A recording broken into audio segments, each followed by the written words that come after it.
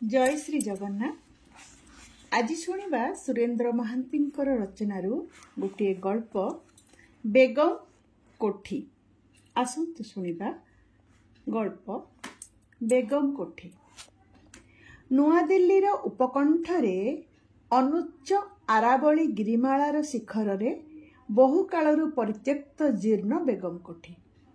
शेष मोगल सम्राट मानक मध्यरु केही जणे सम्राट जणे जिप्सी रमणीर प्रेमरे पड़ी तापाई एठाने तैयारी करथिले एही एकताला कोठी। से प्राय 150 वर्ष बा तहिरु ऊर्ध्व कालर कथा। लोके सेही मोगल बादशाह बा राजा को भूली गलेनी। इतिहास जशग्रंथरे तांकर नाम नहीं। से जिप्सी रमणी आज केवल शेष मोगल जुगर गोटे उपकथार नायिका। तथापि लोकस्मृति रे बंची रहिछंती सेही राजा पुणी तांकर प्रेमिका एक गुळमाकीर्ण अरण्य जीर्ण बेगम कोठी परी। एबे एई गंगा भूतकोठी ठारे कांथ मानक उपरे बुलीगलाणी समयर शिउली। चारा गछ उठिलाणी कांथ फाटरे इटा संधिरे। लखनई इटा सबु उंकी मारी गलाणी।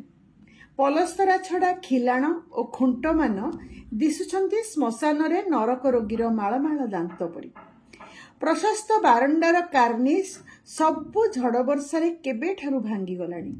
स्थाने स्थाने ताहार अवशेषरु मने हुए एकता हुए तो एसबु भेनिसियान शिल्पी मानक द्वारा तैयारी होइतिला। मात्र आज ताहार खोल सबु चिमिणियांकर आश्रय स्थली रे परिणत होइछि। कोठी चारिपटे आउ सेदिनर गुलिस्ता नाही। पोयारा सबु केबेठारु भांगी सोइछि कालर धक्कारे। गुळमाकीर्ण जंगल भितरे बेगम कोठी तथापि ठिया होइछि जेपरी कालर शेष आघात पाई।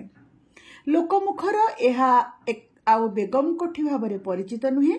एहार नाम एबे भूत कोठी, किंतु एहार चेहरा से जिप्सी रमणी बन्य विषन्न लावण्य। हठात दिने से भूतकोठी भितरु आल्सिसियान कुकुर मानकर गर्जन रे परित्यक्त वनभूमि प्रतिध्वनित होई उठिला। गाई जगा पिला माने देखिले भूतकोठीटा भितरे आसी रहिलेनी केतेक अचिन्हा लोक। एबे दिल्ली रे जेपरी नीति प्रति प्रसाद प्रासाद मान मुंड टेकुची सेही परी मध्य गड़ी उठुची नित्य नूतन शरणार्थी मानक आश्रय स्थली। बोध हुए एमाने सेही परी कोनोसी शरणार्थी परिवार। क्रमे ए भूत कोठी रे रहुतुवा परिवार सेमानकर देह सुहा होई उठिचंती। किंतु किए एमाने? कौतूहल रे केही केही बेगम कोठी पाखक आसीबाकू चेष्टा करिसंती। मात्र अचिन्हा मनीष बेगम कोठी आड़क आसीबार सुरक पाइबा मात्रे हिंस्र आल्सिसियान माने धाई जाती सेमानकू आक्रमण करबा पई। सेमानकर हिंस्र चित्कार रे वनभूमि प्रतिध्वनित होई उठे।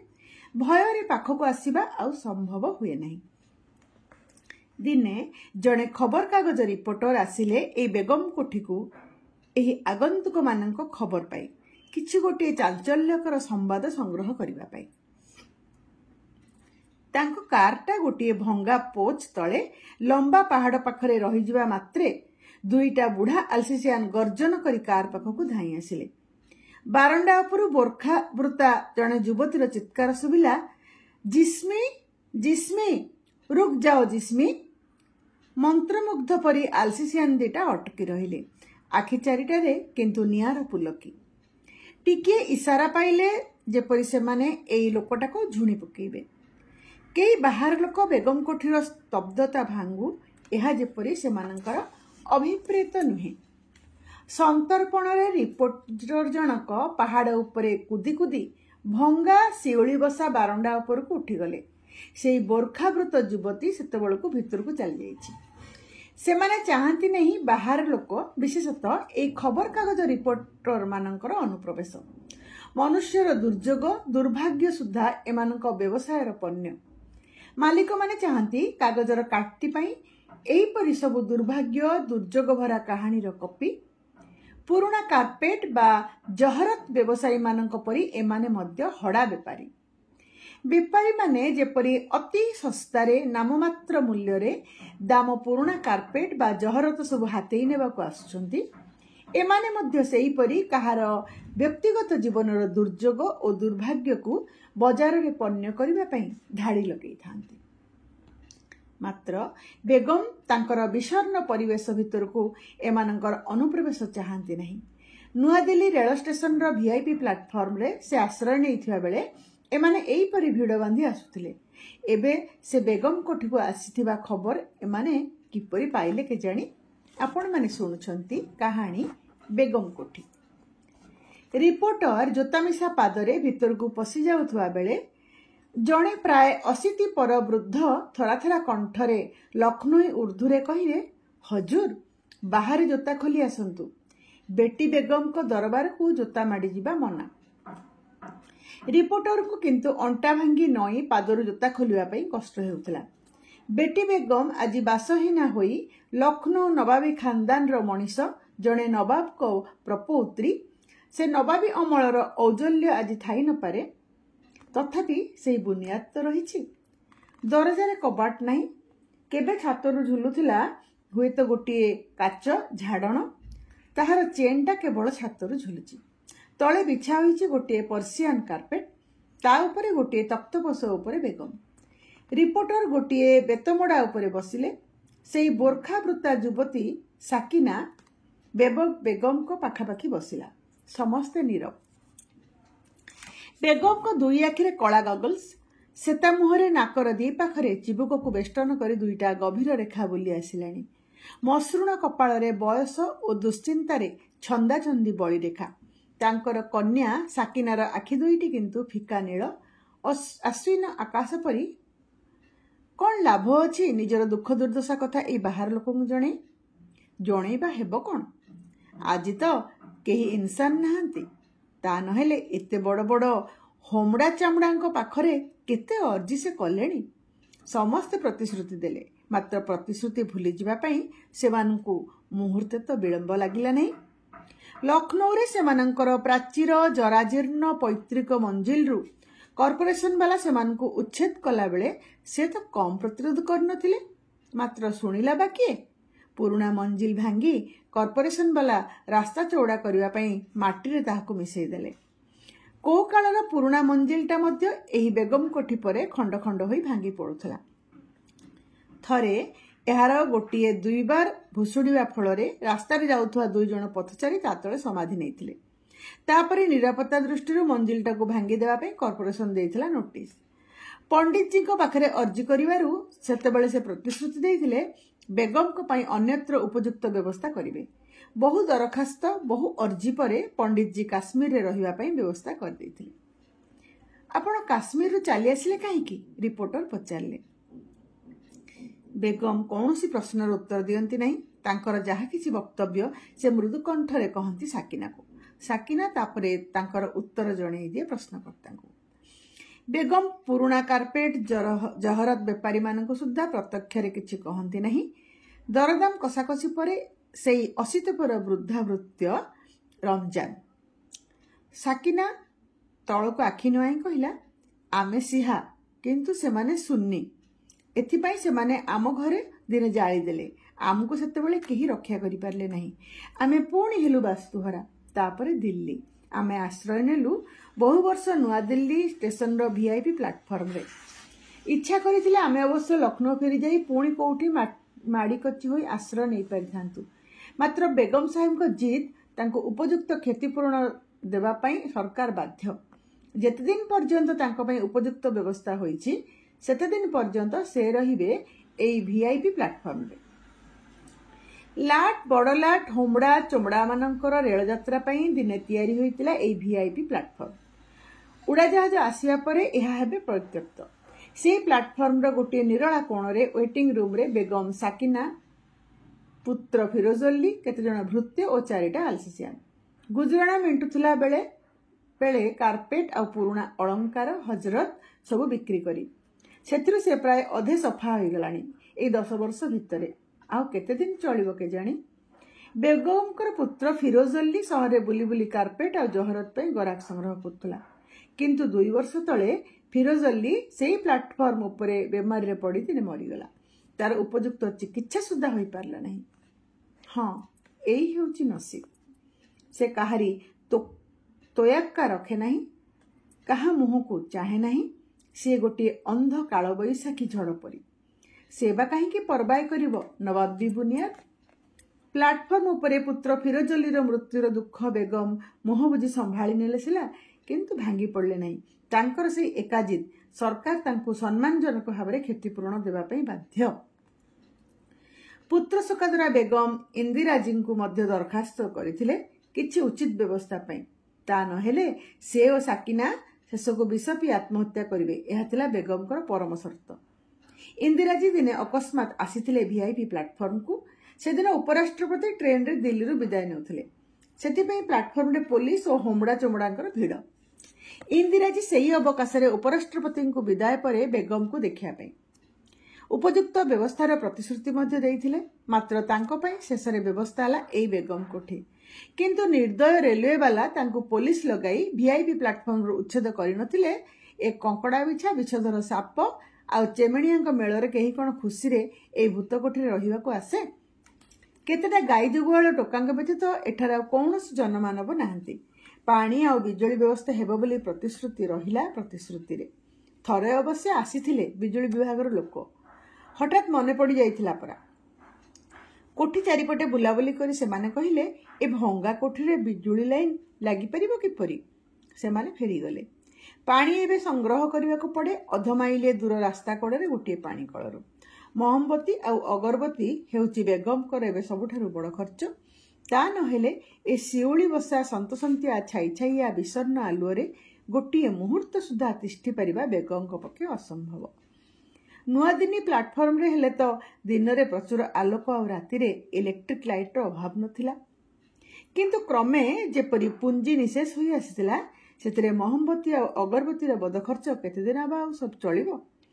कारपेट बेपारी गुड़ा तो साग माछ दर रे पुराना दामी कारपेट सब मुलौछंती।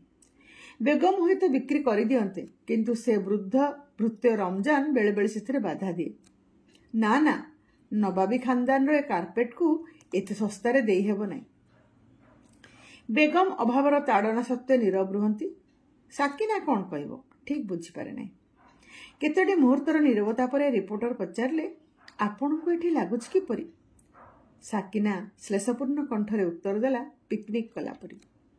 रिपोर्टर मने मने अप्रस्तुत हेले किंतु हो हो होई हसी उठिले। वास्तविक ए कौन गोटे प्रश्न। बेगम किंतु स्वाभाविक भावे नीरव। से कहले नहीं एठी दिन सब भारी क्लांतिकर और राति सब भୟରେ कटे। राति निशुन हेले कुआडे से जिप्सी रमणी ए कोठी चारिपटे झमझम होई नाचे। एई कोठीरे तो दिने हुए तो एई घरे से बादशाह आगे नाचिथिला। नाची नाची तांको हाथ में धराई देइथिला सिराजर पानपात्र। आजी तार विद्रोही आत्मा नाचु नहीं कि अविश्वास करिवो। ता नहेले नुपुरर रिमझिम ए निशुन राति रे शुभंता बा किपरि। साकिना भय पाए बोली बेगम एक कथा ताकू कहि नाहांती किंतु केही जने भृत्य साकिना को कहि देइछि। से जिप्सी रमणी को केते बार से राति रे देखिलानी। मुह उपर तार रेशमी ओढ़णी। सेई छायामूर्ति रातिर गोटे निर्दिष्ट प्रहर रे सदर रास्ता आड़ू आसी चली जाए जंगल भितर को। सेठी से गीत गाए जहा शुभे बाहुनी बापरी। साकिना मध्य ए खबर बेगम को देई नहीं काले बेगम भय पाई जिवे बोली। किंतु दुहिंको पई राति सबु भारी भयंकर। आलसीसियान माने भुकुथुआ पर्यंत सेमानको आश्वस्त लागे किंतु सेमाने कुंडली बुणी सोई जुआ मात्रे सामान्य पत्रमर्मर रे सुद्धा सेमानଙ୍କ देह भୟରେ शीतई उठे। खोला झरका बाटे पवनर दमका जेतेबेले जंगल आड़कू छुटी जाए सेतेबेले पवनर सु सु शब्द शुभे। किए केउठी लुचि छपी सुसुरी बजेइबा परी। साकिना अंधकार रे तकिया देहरे मुह गुंजी दिए। साकिना को मने पड़ीगला एही सेदिन राति कथा। राति सेतेबेले को केते हबो जानिबार उपाय नथिला। आलसीसियान कुकुरउड़ा चुपचाप सोई गलेनी। रमजान चाचार घुंगुड़ी बाहर बारंडा को शुभुची। साकिना हठात बिछଣା उपर बसी पड़ला। झरका बटे आकाशर असुमारी तारा चिकमिक करुछंती किंतु से देखिया पाई साकिनार मानसिक अवस्था नहीं। जंगल भितर बंशी बजेबार ध्वनि सुसुची। ये से जिप्सी रमणीर बंशी स्वर। सेमाने को विद्यार बा उणा बंशी स्वरटा निकटर निकटतर होई आसुवा परी साकिना को लागिला। मोहम्बतीटा पवन रे केतेबेले निभि जाइछि। बेगम मध्य से पर्यंत सोई नथिले। तांकु जदि निद आसे ताहेले आसे राति पाहांता बेलको। ପାହାନ୍ତାର ସିରିସିରି ପବନରେ ସେ ବିଛଣାରେ ପଡ଼ି ପଡ଼ି ଶୁଣୁଛନ୍ତି ଜଙ୍ଗଲ ଭିତରୁ ସେ ଜିପ୍ସି ରମଣୀ ପଦନପୁରର ରିମଝିମ୍ ଆବାଜ। ସେ ଯଦି ଏ କୋଠି ଭିତରକୁ ପଶି ଆସେ, ସେମାନଙ୍କ ଉପରେ ଆକ୍ରମଣ କରେ, ସେମାନେ ତ ସବୁ ଅଶରୀରୀ। ଆଲସିସିଆନମାନେ ସେମାନଙ୍କ ସୁରାଗ ବା ପାଇବେ କିପରି? କାହା ହାତ ପାପୁଲିରେ ଶୀତଳ ସ୍ପର୍ଶରେ ବେଗମ ଚିତ୍କାର କରି ବିଛଣାରେ ଉଠି ବସିଲେ। ସାକିନା ତାଙ୍କ କମ୍ପିତ ଦେହକୁ ଧରି ପକେଇ ପଚାରିଲା, କ'ଣ ହେଲା ମା? ବେଗମ କହିଲେ, ଓଃ ତୁ ସାକିନା। ତାପରେ ଦଣ୍ଡେ ରହିଯାଇ ପଚାରିଲେ, ତୁ ଏପର୍ଯ୍ୟନ୍ତ ଶୋଇନାଉ କାହିଁକି? ସାକିନା ବଂଶୀ ସ୍ୱର ଶୁଣି ଭୟରେ ଉଠି ପଡ଼ିଛି ବୋଧେ। ହେଲେ ସାକିନା ବେଗମଙ୍କ ଆଗରେ କିଛି କହିପାରିଲା ନାହିଁ, କିମ୍ବା ବେଗମ ମଧ୍ୟ ନୂପୁରର ରିମଝିମ୍ ଆବାଜ ଶୁଣି ଉଠି ପଡ଼ିଲେ ବୋଲି ସାକିନାକୁ କହିଲେ ନାହିଁ। କିନ୍ତୁ ଉଭୟଙ୍କ ଦେହ ଭୟରେ ପତ୍ର ପରି ଥରୁଥିଲା। ଟର୍ଚ୍ଚ ଜାଳି ସାକିଲା ଦର ଜଳା ମହମବତୀଟା ଜାଳିଲା। କାନ୍ଥ ଉପରେ ନାଗିଗଲା ଆଲୁଅର ଲମ୍ବା ଛାଇ। ସେ ଛାଇ ସବୁ ମଧ୍ୟ ଦିଶୁଛନ୍ତି ପ୍ରେତ ପରି। କିନ୍ତୁ ଏସବୁ କଥା ତ ଆଉ ଜଣେ ଅଚିହ୍ନା ଖବରକାଗଜ ରିପୋର୍ଟରକୁ କହିହେବ ନାହିଁ। କହି ଲାଭ ବା କ'ଣ? କେବଳ ନିଜ ଦୁର୍ବଳତାର ପରିଚୟ ପ୍ରକାଶ। ବେଗମ ଓ ସାକିନା ନୀରବ। ରିପୋର୍ଟର ଆଉ କ'ଣ ପଚାରିବେ ବୋଲି ଓଠ ଉପରେ ବେଳେବେଳେ ଜିଭ ବୁଲେଇ ନେଉଛନ୍ତି। କ'ଣ ପଚାରିବେ ସ୍ଥିର କରିପାରୁନାହାନ୍ତି। ଗତ ରାତିରେ ମହମବତୀଟା ତେର୍ଛା ହୋଇ ଜଳୁଥିଲା ପରା। ଏବେ ତା ମଧ୍ୟ ଦିଶୁଛି ଗୋଟିଏ ଧ୍ୱଂସାବଶେଷ ପରି। ବିନ୍ଦୁ ବିନ୍ଦୁ ତରଳ ମହମ ଗୋଟିଏ ପାଖକୁ ଝରି ଜମି ଯାଇଛି ଅଶ୍ରୁବିନ୍ଦୁ ପରି। ଅଗରବତୀ ଦାନିଟାରୁ ଧୂଆଁ ଉଠୁଛି କୁଣ୍ଡଳି ମୋଡ଼ି। ରିପୋର୍ଟର ପଚାରିଲେ, ଆପଣ ଆଉ କେତେ ଦିନ ବା ଏ ଭୂତ କୋଠିରେ ପଡ଼ି ରହିବେ? ସମ୍ରାଟ ବାହାଦୁର ଶାହଙ୍କର ବଂଶଧରମାନେ ଆଜି ତ ପୁଣି ଭାଗ୍ୟକୁ ଆଦରି ପୁରୁଣା ଦିଲ୍ଲୀର ଅନ୍ଧାରୀ ଗଳିମାନଙ୍କରେ କେଉଁଠି ଆତ୍ମରକ୍ଷା କରିସାରିଲେଣି। ଭାଗ୍ୟକୁ ଆଦରି ନେଲେଣି। ଆପଣ ସେହିପରି ଲକ୍ଷ୍ନୌ ଫେରି ଯାଉନାହାନ୍ତି କାହିଁକି? ରିପୋର୍ଟରଙ୍କର ପ୍ରଶ୍ନ ବେଗମଙ୍କର କେଉଁ ସ୍ପର୍ଶାତୁର ସ୍ଥାନରେ ଅଥବା ଅଭିମାନରେ ପ୍ରଚଣ୍ଡ ଆଘାତ କଲା ପରା। ତାଙ୍କ ମୁଖର ରେଖା ସବୁ ହଠାତ୍ କଠୋର ହୋଇ ଆସିଲା। ସାକିନା କାନରେ ସେ ଫିସ୍ଫିସ୍ କରି କ'ଣ କହିଲେ। ସାକିନା ଉତ୍ତର ଦେଲା, ବାହାଦୁର ଶାହଙ୍କ ବଂଶଧରମାନଙ୍କ ପରି ବେଗମ ସାହେବା ବୁଜଦିଲ ନୁହନ୍ତି। ବାହାଦୁର ଶାହ ନିଜେ ତ ଥିଲେ ସବୁଠାରୁ ବଡ଼ ବୁଜଦିଲ।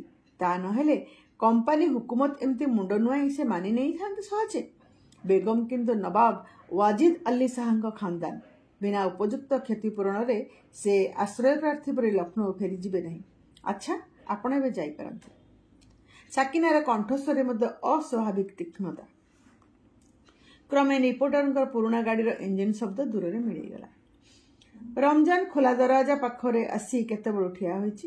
କିଛି ସମୟ ପରେ ସେ କହିଲା, ବେଟି ବେଗମ, ଏଇ ଜହରତବାଲା ଆସିଛି, ଭିତରକୁ ଡାକିଦେବି ତାକୁ? କିନ୍ତୁ ଭିତରକୁ ଡାକିବାର ପ୍ରୟୋଜନ ପଡ଼ିଲା ନାହିଁ।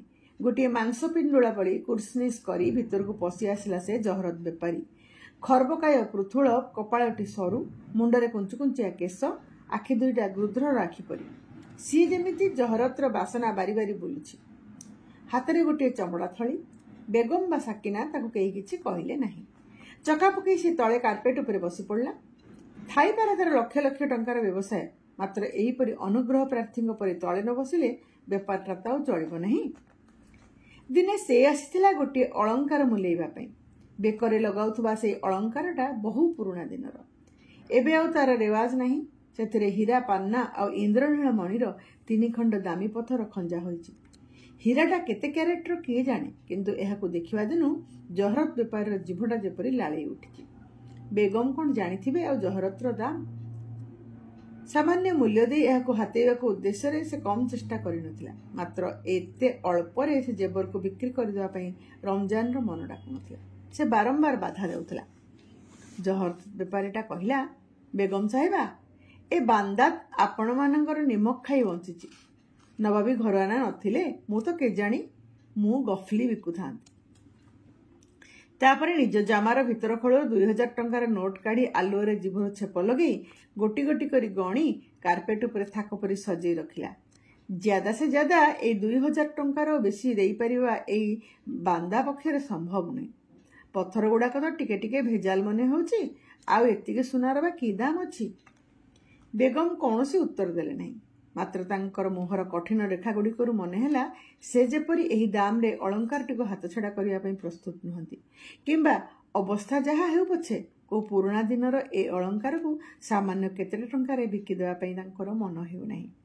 ଭିତରେ ଅତୀତର ସ୍ମୃତି ଆଉ ବର୍ତ୍ତମାନର ତାଡ଼ନା ମଧ୍ୟରେ ସଂଘର୍ଷ। बेगम को असम्मतिर सूचना पाई जहरत बेपारी कुंठित भाव में आउ 2 खंड 100 टंकिया नोट दे नोट विड़ा भाव रखिला। बेगम तथापि निष्पन्द। बेपारी जनक केतेबेले 100 केतेबेले 50 काढ़ी काढ़ी 3000 टंका पर्यंत गलाणी। बेगम और साकिना उभय पत्थर मूर्ति पर नीरव चाहि रही कार्पेट उपर से नोट विड़ा आड़े। बेगम और साकिना को अनुच्च कंठरे कहले कौन कहले। साकिना कहला रमजान चाचा से जेबरटा आण। रमजान पाख गोटे कोठरे अनेक समय खुड़खाड़ करने पर कार्पेट उपर आनी रखिदेला हीरा माणिक्य खंजा से गलबंदटी को। क्षुधित पंजारे जहरत बेपारी 2 हाथ में उठे नेला से गलबंदटी को। तार आखि 2टा हिंस्र पशु परी उज्जवल हो उठिला। बहुदिनर अनाहार पर आज जेपरी गोटे शिकार पाइछि।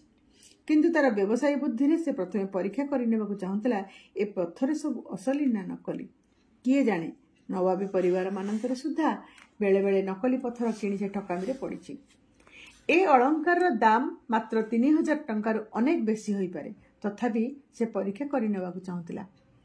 से बैग भितर गोटे छोट प्लास काढ़ी से 3 खंड पत्थर को छिंडाई आने चेष्टा करथिला। हठात तांकर स्वभाव सुलभ मौन नीरवता भांगी आर्त कंठरे बेगम चित्कार करी उठले नहीं नहीं। जहरत बेपारी हिंस्र नख गुड़ाक जेपरी तांकर अतीत तांकर खानदान तांकर बुनियाद को छिंडे नेउथला। साकिना सुधा विस्मय चाहि रहिला बेगम को आड़े। बेगम से कार्पेट उपर जहरत बसा से गलबंधटी को 2 हाथ में उठे नेले झड़ परी भीतर को पशिगले। जहरत बेपारी आखिरे निर्बाक विस्मय। आपण माने सुनिले कहानी बेगम कोठी। धन्यवाद।